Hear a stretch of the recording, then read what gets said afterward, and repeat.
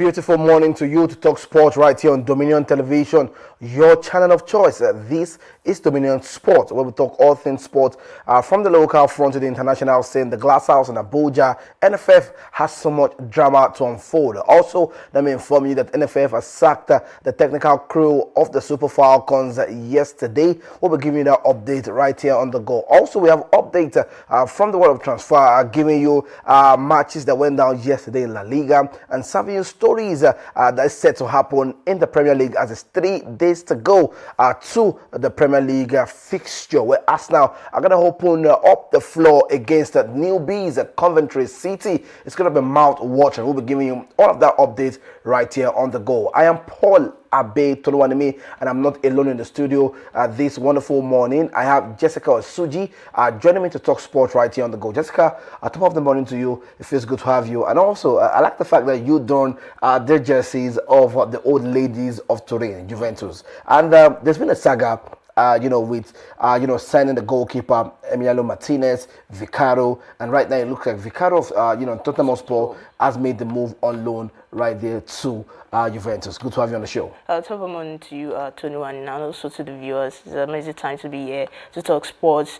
There are many crises, we like call it saga going around in the NFL, the NSC, the postponement of the election, to look at the reforms that will be taking shape in the Nigeria football as towards the setback of not qualifying for the World Cup, to the WAFCON campaign and all that. And the coach sacking, these are the stories we'll be looking forward to, to dissect, and really hopeful to get the deep root of the matter, to try to keep the audience updated when it comes to Nigeria football in general. And also we talk about transfers in and around the world. The European transfer is still booming. They're still having some key players making move out of the clubs. And also we'll be talking about the features that's still going on in La Liga. So we just here to keep the audience updated, just like I said. So let's blow the whistle and get it started. All right, definitely that's what we are meant to do, to blow the whistle and get the game started. But let me inform you that we're going to have a guest in the studio. Mabuba is going to join us. So she has said, she must talk about the Super Falcons, situation, the NFF camp, and all of that. She's going to join us in the studio to talk about that this wonderful morning. All right, let's move away from that. Jessica, let's talk about the National Sports Commission. Situation has cancelled the NFF general election scheduled for September 27, following the failure of the Super Falcons to qualify for the 2027 World Cup, with a 3-month nominalization committee to be appointed to oversee the federation and PPM for fresh election. Now, Jessica, with all of this happening, what power does NSC, have over NFF? Now, if you look at the situation according to the report and you read the stories, you look at it as NSC also making a move to FIFA, because NFF is a body on its own, and NSC is a whole body that NFF has to report under to. But all of that, suspending elections here and there, putting up a committee. We also got the report that it might be they were trying to get to head that committee was I'm trying to remember the former NFF president's name right now, Amaju Pinnick. We got the report also that he was not in contention. They said he's not going to oversee that committee and all of that. Jessica,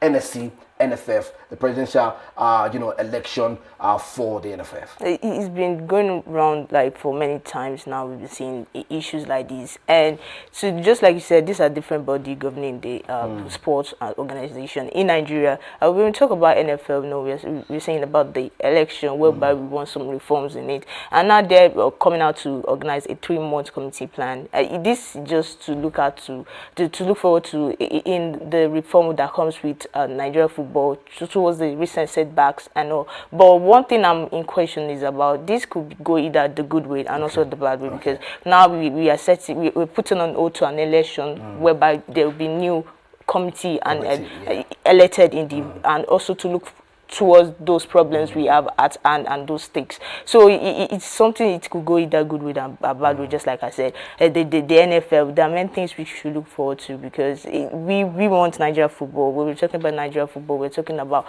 the whole Indiana, because now when we were looking at the Commonwealth, we saw the shape that took form, and it was in a positive way. Nigeria have been directed into, I would say, the front when it comes to the way to go forward. You know, we have been there before, but there are sometimes where setback like this happen, then we start seeing some things and we start questioning. Now this recent WAFCON performance has become a bigger lens to the problem. It has been happening. You know, we talk about the administration, we talk about the structure, we talk about even the coaching staff and all that. Now that the coach has been sacked, the Super Falcon head coach has been sacked, this is not question that we have been asking for. We've known that for a while now, and now it just comes to the matter of fact that if these two bodies are going to look into this reform, then there should be a proper plan set out.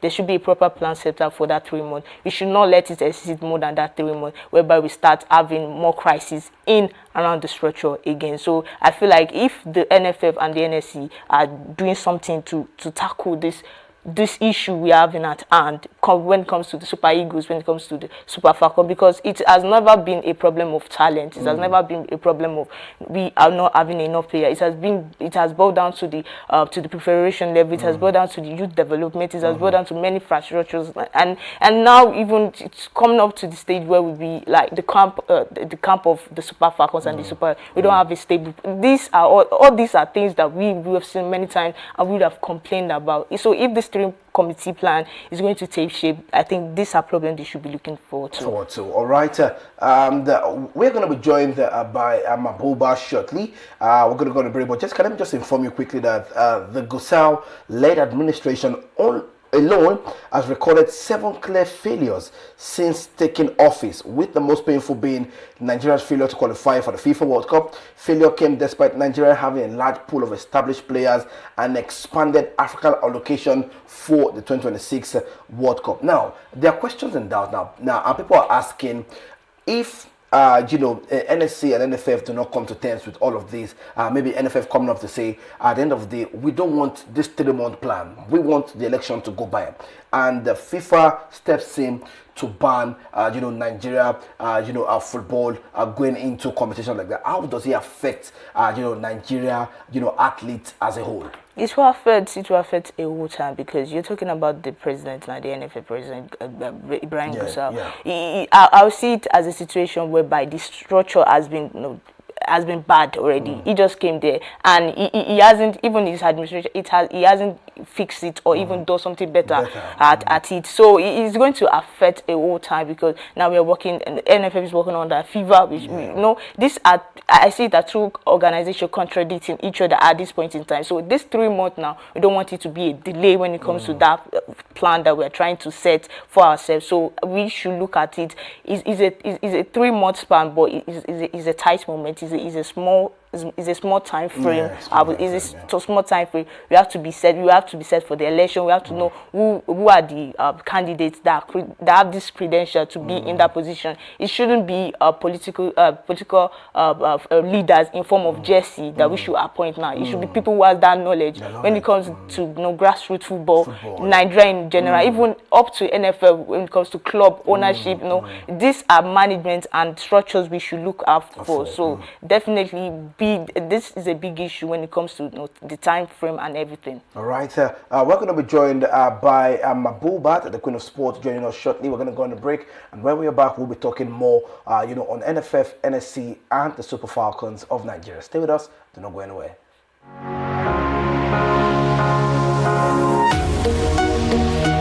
Live from the heart of the action. Welcome to the nerve center of Next Level Broadcasting.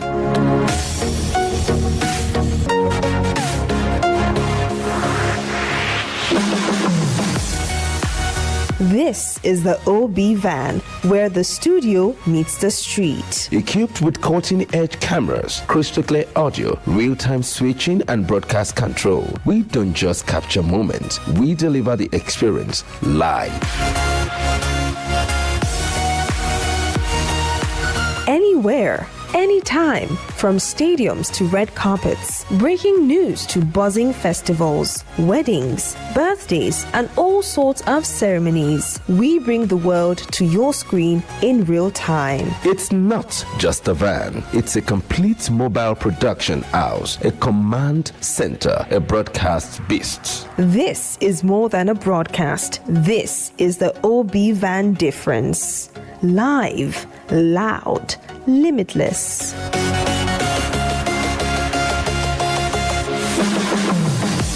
Ready to go live like never before? Book the OB Van today and take your event to the world. One powerful broadcast at a time. To book, call 0705 506 1061 or 0916 101 1061. Email marketing@dominion.org.ng or visit our socials on Instagram @Dominion Broadcast. Dominion Broadcast, your channel of choice.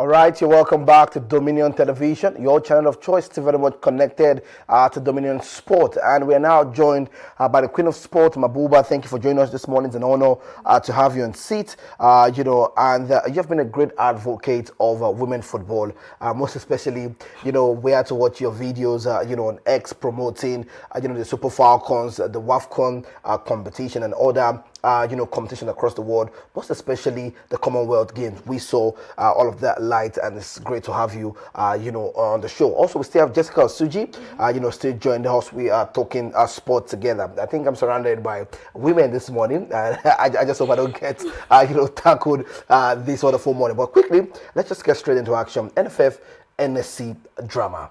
I want you to shed more light on what exactly is going on with that frame before we talk about what happened in the early hours of this morning and yesterday night, the sacking of the technical committee of the Super Falcons. Okay, thank you very much for having me to the Wanimi. So we know pretty well that there has been quite a number of things unfolding after the Super Falcons of Nigeria got knocked out of the WAFCON and also missing out on the World Cup for the first time in their history. And I think after that happened, the NFF decided they were going to set up a fact-checking committee. And when I heard that news, personally, I do think that that is another form of distraction, because it's not as though that Nigerian football fans or individuals who are on like the administrative position when it comes to sports in Nigeria do not know what is happening with the decision of sports in this country. We know pretty well that there is no need for fact-checking because the facts themselves are clear. We know that before the tournament began, people had this high level of confidence for the Super Falcons, which is quite valid. They've won so many that would sort of believe that that is more or less their birthright. But going into that tournament, a total of 4 friendlies was cancelled.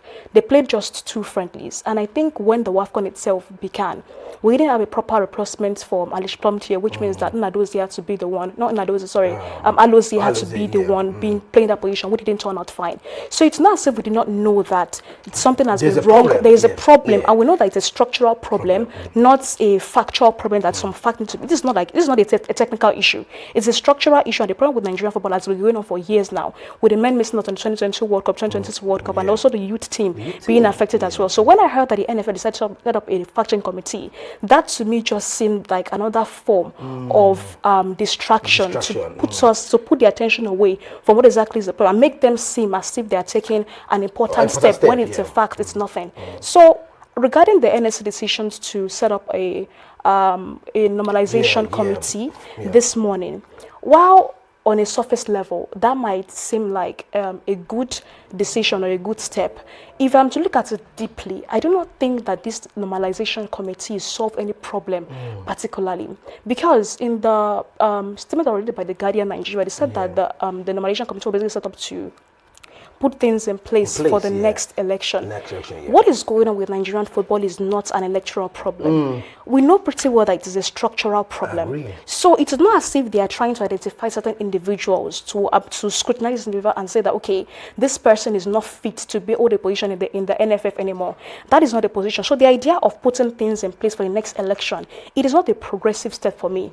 But if I'm to look at it properly, what exactly is the primary objective? As I mentioned earlier, going into this WAFCON, there was so much confidence there. But the circumstances at which Coach Madugu was placed in to select players, selecting Alozie to replace an injured Plumtier because we do not have proper replacements for this integral player in the team, coupled with the fact that the first match against Malawi, the women were clearly rusty. Alozie was not in her best performance because all 3 goals scored, Mbechole, came from her mistake. If going by this, if these women are trained before this competition, that wouldn't have happened because we know the individual brilliance that these women bring to a competition of this magnitude. So a team of this magnitude not having enough preparation going into the tournament, that in itself is a problem.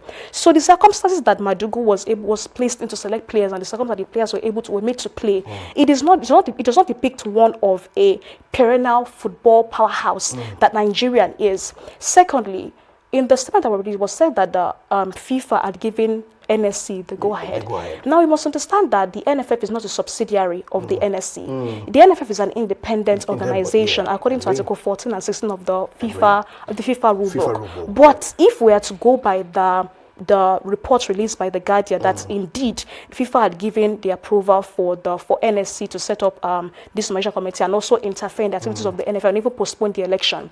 If that is the case, then it simply means that the objectives of this normalization committee, it has to be one that is sustainable, because the putting things in place before the elections, it is not addressing the primary problem, which means it must be sustainable. And if there's a possibility of the objective being reorganized, and if there's a possibility of that being extended for more than 3 months, because I know that the NFF is independent, but then we know that every independent body needs a third party to oversee the activities of the organization, because this is what is happening with NFF has been going on for years now, and it has been reoccurring, which means that the idea of the this independence element is not actually putting Nigerian football in a proper place, which means that there has to be a third party overseeing the activity if you actually want to move Nigerian football back to what it used to be. And now the final category for me will simply be that the thing is that if the election is coming now, and we know pretty well that these are basically the things that we have to do, we know that definitely there has to be some sort of restructuring. What are the plans being put in place for the youth system? Is it that we're going to have certain amount of friendlies to be played every single year for both the senior teams and the youth team? Then the problem itself must be addressed, and not simply organizing a fact-checking committee when in fact that does not solve the primary problem. And then the normalization committee, the objective itself must be laid out clearly. Nigerian football used to be the best thing, or the biggest in African football. But it appears that the level of competition that we have now in African football, both in the men's team and women's team, it is going faster and faster than what the Nigerian Football Federation is even prepared for. We saw that at the World Cup, and we just saw that now on the WAFCON. And if care is not taken, it's likely that we're literally about to see the dominance of Nigerian football coming to an end. It has long ended for the men's team, and it seems that the women's team now is the next one in line. So it is quite sad, but then we know the solutions to be put in place. But then sustainable structure needs to be put in place to make sure that these plans that are implemented, and then if possible for the next coming year, we can then see Nigerian football get back to where it used to be. All right, that's quite beautiful. And I just want to ask again, with all of that you have said, how does this affect the athletes in question at this point in time. You know, you talk about the grassroots football, you talk about, you know, where we are right now with the Super Eagles, where we are right now with the Super Falcons. How does all of this, these are fact-checking committee, the NFF, the NSC, if they don't find the resolution and we don't come to a conclusion now? Because I have here this, are we simply saying postponing the problem, or we are creating another layer of uncertainty? How does this affect, you know, Nigeria football as a whole? Okay, I think we need to, first of all, be realistic when we say that Nigerian football is already being affected. Because before now, a total Nigeria men's team has failed to qualify for 11 major tournaments. 11. That in itself is a drawback to the careers of this individual, the senior team, especially the youth teams who are the future of Nigeria Football Federation. But now, they're already been affected. So the major thing now is that we need to solve the problem. If we do not stop them, grab the bull by the horn, the problem itself is going to progress, and it would basically mean that those who are being affected now are only the first category of people to be affected, and those who are also coming in the future will definitely also be going to be affected. So either we actually solve the problem now, and we basically identify this based on the order of importance. Because if we leave the problem now and we do not address it, there is no certainty that it is not going to get worse over there in the future. It might come to a time whereby Nigerian football will no longer become a force to reckon with, and you know, the players are not even going to be at that level where they are being scouted or being hyped up by international scouts for them to know that there is a football talent or this football youth system in Nigeria. So we must solve the problem, identify that if we do not solve the problem now, no matter how long it takes, the problem is still going to be there in the future, and until we solve it, only then can we arrive at a solution to actually get Nigerian football back to where it used to be, both the senior category and the youth category. All right, I'm just going to ask you also, we said we're going to talk about the Super Falcons, and I think you have actually just hit the nail on the head when it comes to the NFF and the NSC situation. Let's talk about the Super Falcons. We got the report that Justin Madugu has been, you know, sacked already with his technical committee. I want to ask you, right in time or it took too long? Well, when it comes to the situation of Justin Madugu, we know pretty well that his tactics is one that is quite questionable, especially at the last WAFCON, the WAFCON final against Morocco, whereby he actually benched certain players like Jennifer Ichegini before them bringing her on, to which she was one that scored the winning goal against Morocco. So his tactics are one that I personally would question. But I do think that before we talk about whether this in itself is a decision that came right in time or maybe it took too long, we need to understand the circumstances at which this man is even playing. Because based on information that I got a couple of weeks back when I spoke with someone earlier in the NFF, they claim that Justin Madugu is not the one, that is not the sole individual who is in charge of selecting players to play in teams. We don't know how true that is, and we know pretty well that football in Nigeria, it is a structural, it's a structural thing, and there's this lot of this godfatherism there, which means that it happens in football, that because it's basically a system that is structured in such a way that a person cannot simply infiltrate it as one wants. So there are a lot of powerhouses there. But now the thing is that regarding Justin Madugu, it is not clear. We do not know if this man itself has the entirety of the power to him, if he has the power to select or appoint players to determine who is going to be on the team or not. So I do not think whether the problem is whether it came too early or it came too far, or it should have happened before now. But the question more is that what are the circumstances that he as a coach is being made to operate in? Does he have the full power to actually decide who should play and who shouldn't play? And how does that in itself affect the entirety of the football ecosystem that we have in the national team? Also, he made a statement, you know, during the press conference speaking, and he made a bold statement about, you know, the NFF, which also came out as one of the reasons why that committee was set up. Do you think, you know, he has so much to say, just like you have, you know, actually said right now, I'm talking about, you know, him not having power to select some players in the team? Well, as I mentioned earlier, when it comes to the situation of football in Nigeria, I do not believe that every coach that has been appointed, they have this sole power to themselves, that we see other coaches in the European system display that they have the power. But why is that in African football? Well, we cannot exactly see why that exists in African football, because I also believe that to an extent, it might also exist in other footballing structure. But I do think that the problem that we have here is a problem of accountability. There are no individuals who have so much power to call these people to attention, because as you mentioned earlier, or as I mentioned earlier rather, the football system in Nigeria is sort of structured. You cannot simply infiltrate it as you want, and it's structured in such a way that there is so much power flying around. So the problem of accountability, as we've seen in other sectors or other categories when it comes to Nigeria, basically is the fact that even the media themselves cannot hold certain people who are in power accountable, because we know that there's a high possibility of them ending up behind bars. So it's not the same thing that if you look at the level of power that the media would hold over the European system compared to what they will hold here in Africa, particularly Nigeria specifically. So perhaps the reason why it happens when African football is the fact that there is no strong accountability system which is designed to actually hold certain people who are in power, to hold them accountable. And when people who are in power know pretty well that they have so much power that they can utilize, and there is nobody outside their own ecosystem to call them to question, maybe that is the reason why we keep seeing this in itself repeat itself over time.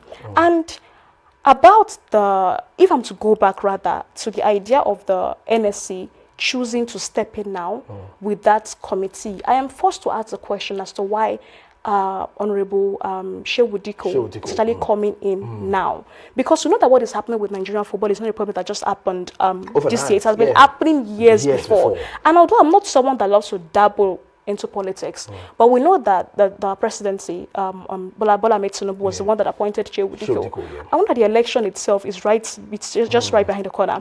So why is it that they decided to step in now when there's a possibility of them stepping in before? Is this some sort of political move from the NSC? Because personally, I've always sort of like criticized the activities of the NSC long before, and I when it comes to the NFF. Why is this solution of a thing coming in now when it's basically when the women's have been affected? Because it basically shows that if Nigeria had qualified for the World Cup and they're going to win the WAFCON, we'll be seeing this normalization committee. So we're still going to be the same problem. It's still going to be the same problem. So it's more or less as though they are waiting for something bigger to hit them before they decide that this is the best next step to take. So that in itself, it's I don't know, it's similar to some sort of like reputational management to me, because something big is coming in 2027, and if Bola Ahmed Tinubu, so everybody's looking for a pally right exactly now. So that's exactly what is happening. So it basically sort of means that these people, both the NSC and the NFF, they know the solutions, they know exactly what to do, but the structures being put in place right now are not particularly sustainable, and are not tilted towards the right direction to solve the problem that we have been having over time when it comes to of football in Nigeria. All right, beautiful. I want to ask Jessica.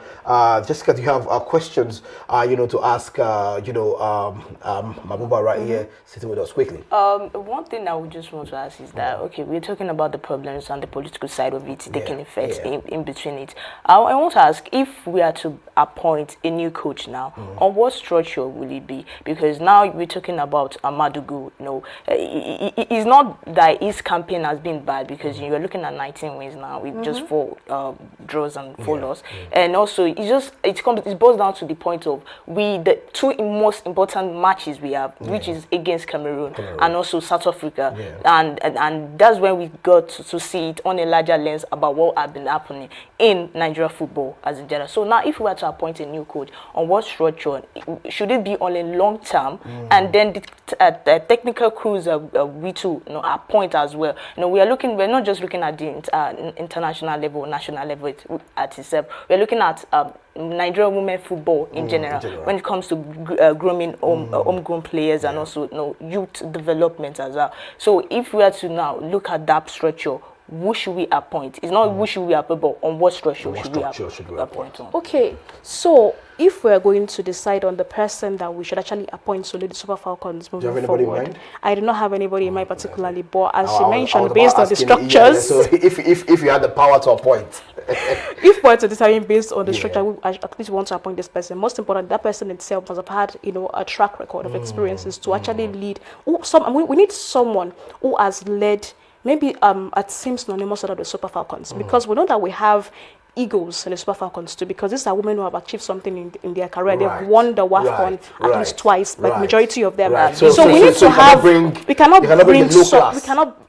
Maybe that is the word. That's the word. Let me help you with the word. It looks like you're shy from the word. You can't bring somebody. We cannot bring someone who has not achieved as much as this woman. So we need to identify certain individuals, or an individual rather, who has managed a team of this caliber before, and not just manage them, but manage them to quite a number of victories. And then we must also identify the idea that a person is coming to lead the Super Falcons. If truly we want to take a step further in the future of Nigerian women's football, this has to be someone that has a power to an extent, not someone who is basically there to fill a position, and someone that can be tossed around by the power, by the leading figures in the NFF. This person will actually have the full power to actually identify who should be in the team, who should not be in the team, such that if the case of players criticizing the NFF for absence of bonuses should come, it shouldn't actually affect whether or not that person is going to make the team. Is going to make the team the next time. So that person must have power. He must have the track record, and he must also have the CAF license, because for WAFCON competition, also the FIFA competitions too,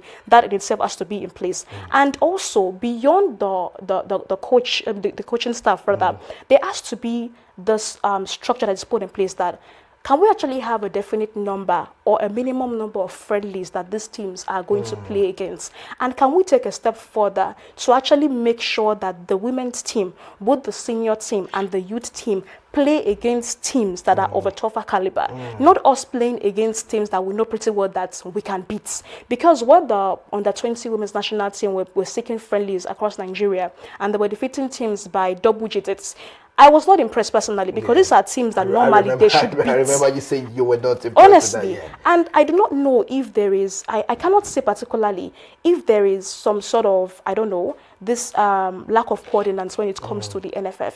Because I don't know, I'm just going to say this. I can recall back in the month of June when an individual reached out to me right there on LinkedIn because he wanted to organize a friendly for the Nigerian under-20 national team. Okay. We discussed the entire process, and I had mentioned that the under-20 national team for the USA will be there, as well as the under-17 national team for Morocco is also going to be there as well. This is more or less a preparation for them to participate for the World Cup coming up in Poland next month. I haven't reached out to an individual name I'm not going to mention right there in the NFF, and then I haven't liaised with the entire the communication at all. The NFF literally said that they were not interested. And we can actually identify the primary reason as to why they made that decision. This is something that I can back up anytime because I know it is true. It's a meeting that I had with them, and this thing literally happened.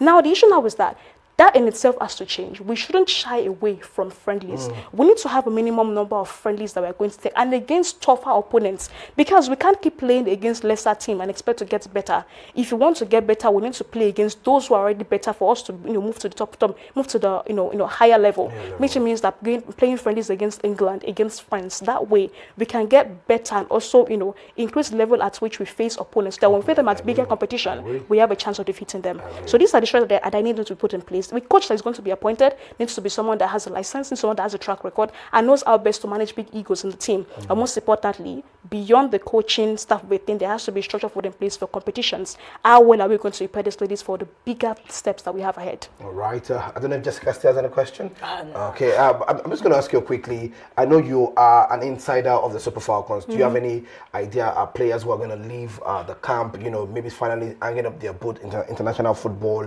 and what next for most of these key players, that have done the jerseys for Nigeria? Well, I do not have the specific information of those who are going to leave, but if I am to talk from my own point of view, I do believe that it is a high time that we start seeing more younger and new faces in the national women's team. So you're saying the likes of Aziza Toshuala, Francisca Odega, the likes of Ayinde, they should leave the scene?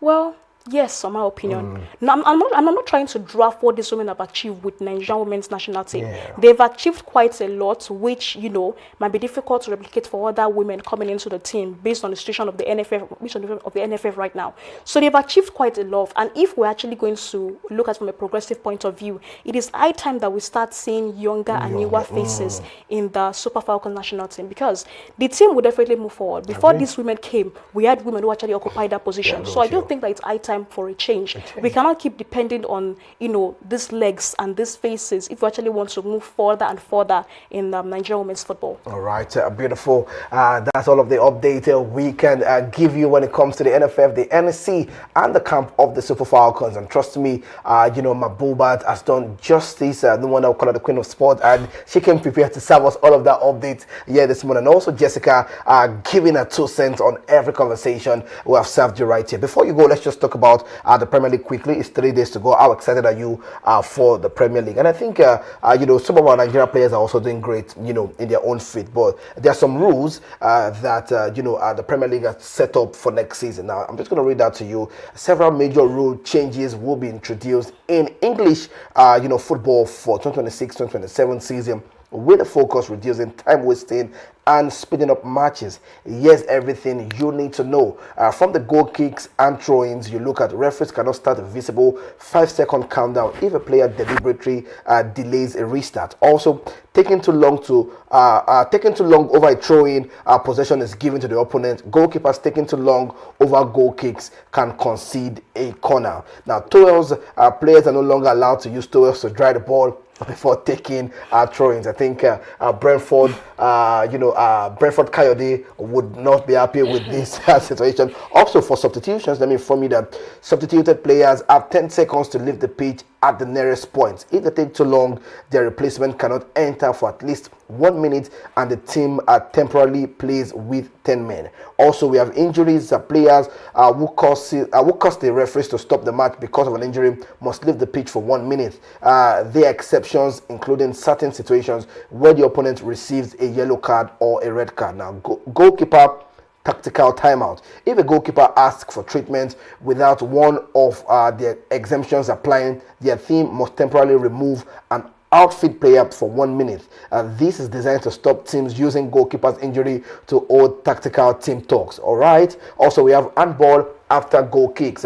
Once a goalkeeper or defender kicks the ball before a goal kick, it is officially considered taken. If a defender handles the ball, a penalty can be awarded. Also, this is where I know everybody wants to see the situation, VAR. Now, VAR can now review second yellow card when it's a result in a player being sent off. Also, let me inform you that VAR can also intervene certain attacking fouls committed before a set piece is taken if the incident directly leads to a goal, penalty, or disciplinary sanction. Those are the new rules and updates for the commencement of the Premier League. I want to ask you, Mabuba, all of this rule, how excited are you with it? What rule actually is catching your attention that you love to see? Now, some of these rules happen in the World Cup. We saw it happen at the World Cup. Majorly, most of the rules happen at the World Cup.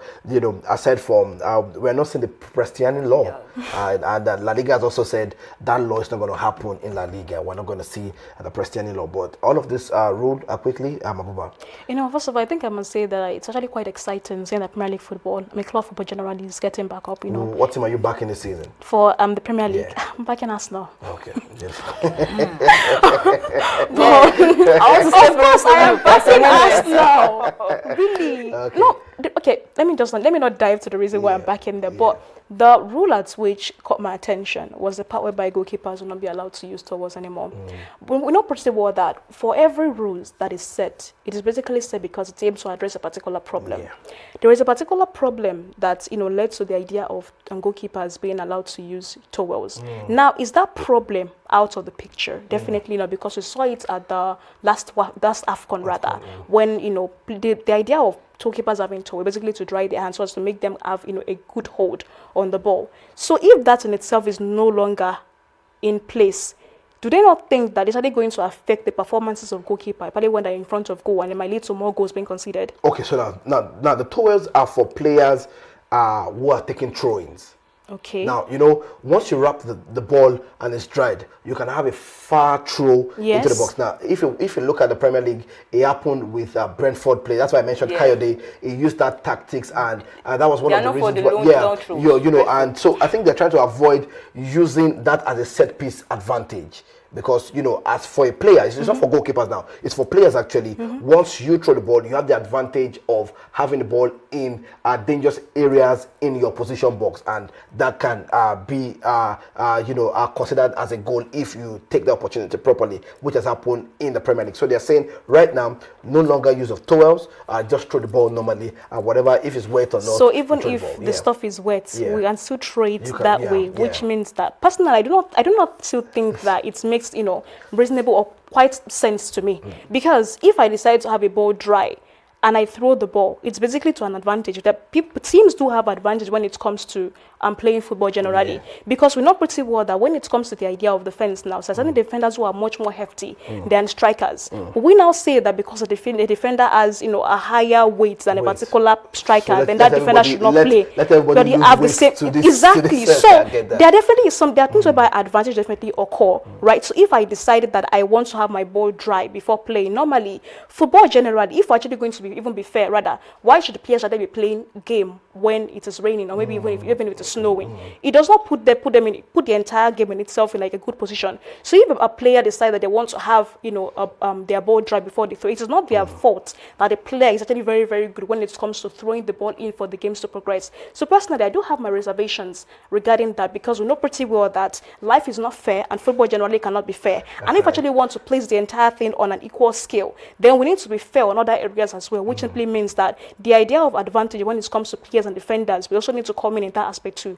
If we cannot come in that area of achieving absolute fairness, and I see no reason as to why they decide to take something out just because they feel that it is quite a disadvantage to other teams. That it doesn't work for me though, but that's the rule.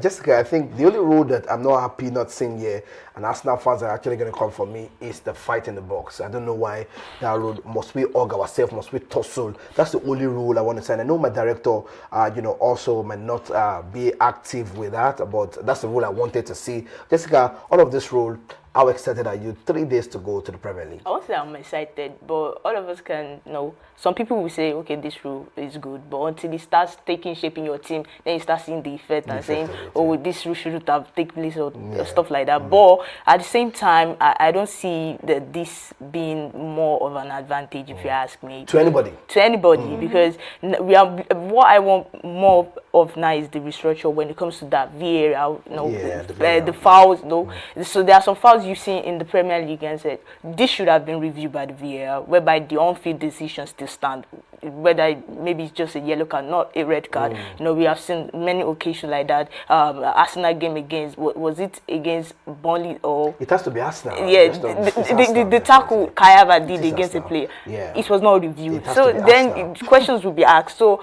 now against these rules, now we're talking about long throws, free throws. We're talking about players delaying kickoff and it has to come to this Pickford, the Everton goalkeeper, whereby he catches ball and just lie and takes lie down 40 seconds to stand then up. You said these are just tactical drills that teams use to waste of time. But now right now it's no more. It's no more. Let's enjoy football. Yeah, you go ahead, you play the kickoff, then the ball starts. No delay anymore. So it's going to be exciting. But if it starts taking effect in my team, I'm not. Okay. that's a Chelsea fan are crying out right now. All right. Let's just move away quickly. We're about to wrap up the show. Coventry City has signed Taiwo Awoniyi from Nottingham Forest for 17 million euros. We talked about that. Yes, he's going to put it on the number 14 jersey right there for Coventry City. A good move for Taiwo Awoniyi. Do you agree? I watched the video of it looks like he has so much respect in Nottingham Forest. There was so much love shown to him, and so many players wanted him to make that move because of game time. Because the captain, Morgan Gibbs-White, made that statement saying, "In as much I didn't want you to move, but I wanted you to have more game time." I think. Do you think this move to Coventry City is going to be a great one for Taiwo Awoniyi? Well, personally, I do think that it's a great move for him, and we could see it when we saw the video of his farewell. It seemed as though that he's a person that is quite admired by majority of the team and even the fans as well. They want him, and I do think that he's actually going to play a pivotal part when it comes to Coventry, because I can see it on social media. Majority of the fans are sort of like marveled that they were able to secure the signing of Taiwo Awoniyi. So it's just quite great. And if I talk about the relationship that he has with Nottingham Forest, I think that based on what I have seen about his work over there at Nottingham Forest, it does have a relationship beyond just football with Nottingham Forest, because I can recall vividly that his league, the Kwara Kiddies League, a couple of young football players from the Kwara Kiddies were actually sponsored and actually made to play with the youth football team over there at Nottingham Forest. So it basically just identifies that this particular player is not just a player right there at Nottingham Forest, but it basically seems that he has a closer relationship with the administrative body there, the management right there at Nottingham Forest, to the point that they decided that out of their own goodwill, they would decide to sponsor a particular youth team just there in Kwara State in Nigeria. So now that he has made a move from Nottingham Forest, it's a good thing that he did not leave on a bad slate, and the fans there want him and they're glad that he's able to make this move. We're just hoping that we're actually going to see him display his absolute best when he gets there at Coventry City, and we're just going to see him score more goals and definitely much more play in time as the captain of the Nottingham Forest has wished him well. So yeah. All right, beautiful. All right, let me also inform you that Bruno Fernandes, Galatasaray has prepared to double Bruno Fernandes' wages to convince him to leave Manchester United. The Turkish champions are preparing a 50 million offer, including add-ons, but United insists that Fernandes is not for sale. Jessica, not for sale. Manchester United look to keep hold of Bruno Fernandes. Yeah, it's been one of those power force when it comes to the midfield in Manchester United. We're talking about the player with the most assists in the Premier League, so we definitely do want to keep him, to build a structure around him. But when it comes to, he's the captain, so yeah, they will not want to lose him. But with the money being enough to tempt the team, that's what we still be looking for when it comes to that news. But at the moment, he seems so happy when it comes to Manchester United. So yeah, it's a win-win for both clubs if they keep him. All right, for me, I'm not sure it's the I think it's just a love for Manchester United, because he was speaking last season about the mouth-watering deal he got from Saudi Arabia, and he said that was generational wealth, and his wife said, "We are not moving, we're remaining in Manchester." And in my mind, I'm like, okay, let's wrap up the show quickly. Let's inform everybody watching us right now that Rodri has finally made a move to FC Barcelona. He's having his medical right now in Spain. 60 million fixed fee, 11 million easily achievable bonus, 5.5 million in more difficult bonuses. Total package therefore reached about 76.5 million euros. Rodri will earn 15 million per season at Barcelona, up from the 11 million he earned at Manchester City. Wrapping up the show, Mabuba, Jessica, great miss for Manchester City. Do you agree? And how much of a big boost will this come for FC Barcelona? Quickly. We know pretty well that Barcelona, they are actually at an important point when it comes to the La Liga. We know they won La Liga last season, and they're looking forward to make some additions to their team, because the bigger achievement now is actually win the Champions League. I do think that the addition of Rodri, based on the performance that he has with Manchester City, is actually going to be like a great addition right there to the team to take the the pressure of the mantle from just Lamine Yamal and Rafinha. So I do think that with a great player for Manchester City coming down to Barcelona, it's actually like a great addition for the entirety of the team. And I think with this now, the team actually have quite a number of players that they can work with towards achieving their aim of winning the Champions League come next season. It's going to be a tough outing, because the UCL is most like that. All teams trying to dominate Europe. So, but with this addition, I hope they sort it out, because now they have Arsenal to chase for when it comes to the big two guys in the EPL. But I hope all that things challenge, or maybe Chelsea just challenge. Chelsea, definitely. I know you're going to come back to Chelsea. All right. That's a wrap on the show this wonderful morning. I want to say a big thank you to Mabuba. Thank you for joining us. It's an honor to have you join us to talk sports right here. It's a rare privilege. Most of the time, when we watch your work, we give credit to whatever it is you're doing. Thank you for joining us, and we hope to always have you, give us more updates when it comes to the world of sport. Jessica, thank you for giving us your top-notch analysis on the go every time we have you, on the show. And those of you that watch this wonderful morning, we say big thank you to you. And we're going to see again tomorrow. I want to give a major shout out to my producer, to the director, and also to the technical crew for making sure Dominion Sport remains on the global stage. We're going to see again tomorrow. Stay blessed and keep watching Dominion Television, your channel of choice.